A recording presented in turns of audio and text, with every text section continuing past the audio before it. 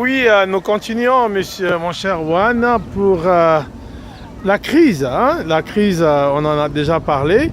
Mais pour l'AFD, comment comment la Guinée doit faire pour sortir de cette crise qui, franchement, aujourd'hui, l'opposition et la mouvance se rejettent la balle. Le président et la mouvance dit que c'est l'opposition qui ne veut pas aller aux élections et l'opposition dit la même chose. Et aujourd'hui à l'AFD, d'abord, pour un premier temps, vous êtes de quel côté à l'AFD?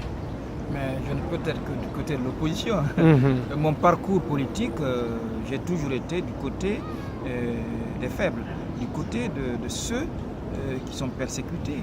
Et je me suis toujours battu pour qu'il y ait le respect des lois.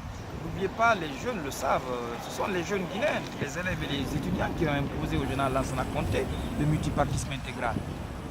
Donc, cette liberté, on s'est battu pour ça. Il y a eu beaucoup de morts, mais on continue à se battre pour qu'il y ait l'état de droit en Guinée, qui est la démocratie en Guinée. Donc je suis du côté de l'opposition parce qu'Alpha Condé, qui était notre allié lorsque nous étions tous ensemble à l'opposition avec les doyens Bamamadou, les Siragnot, Consort Faso. Mais aujourd'hui, ceux-ci sont morts. Qu'est-ce qu'il est au pouvoir?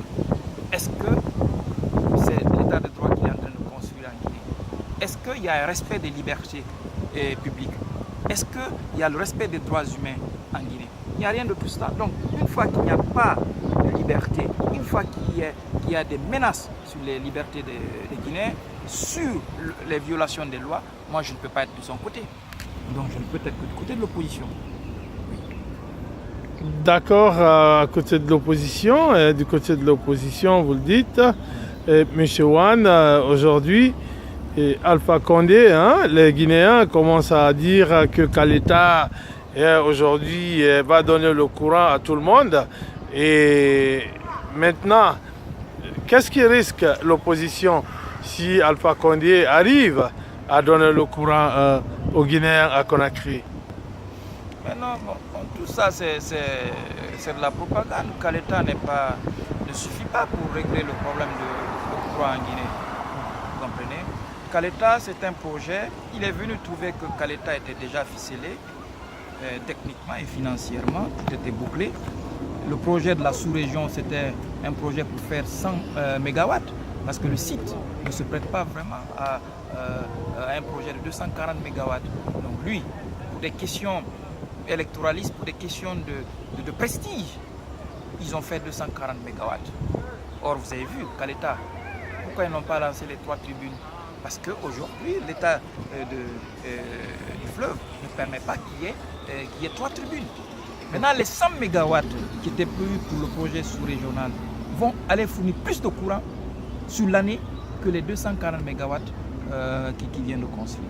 C'est un projet propagandiste, vous voulez dire? C'est du gaspillage. C'est du gaspillage. Il voulait dire que bon, le général Lansana Conté a fait 75 MW, moi je vais faire 240 MW. Alors que 100 MW était suffisant, moins coûteux pour la Guinée et le coût était mutualisé par l'ensemble des pays Vous avez vu, Macky Sall était venu entre-temps.